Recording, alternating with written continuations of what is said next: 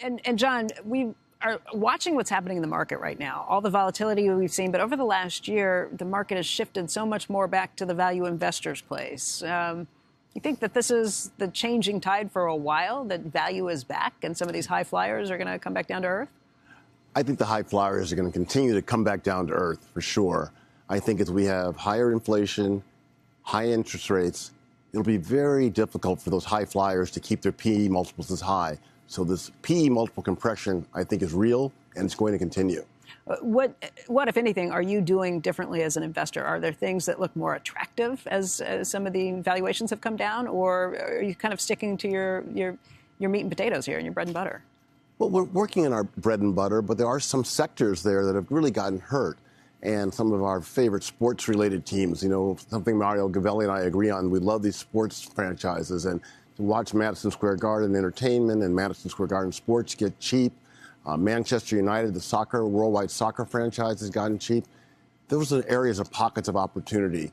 And, of course, media stocks continue to be a favorite area of ours. You know, we love some of the streaming companies and what's been happening with, you know, in particular Paramount Global being an extraordinary opportunity, great bargain price these days. I was going to say, you talk about those high flyers you think are coming down and not staying there. When you say that, I can't help but think of Netflix, and Paramount seems like such a similar company. What's different about Paramount than Netflix? Or do you like Netflix at these prices, too?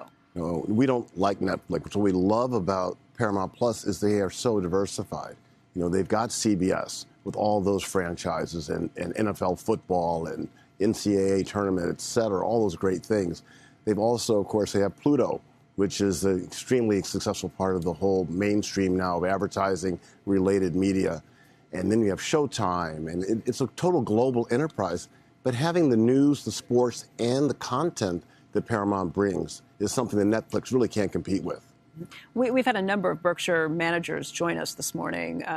Jim Weber was here from Brooks Running, just talking about how consumer demand is really strong still, but it's come down from the height of where it was in the last few months. It's come down a little bit.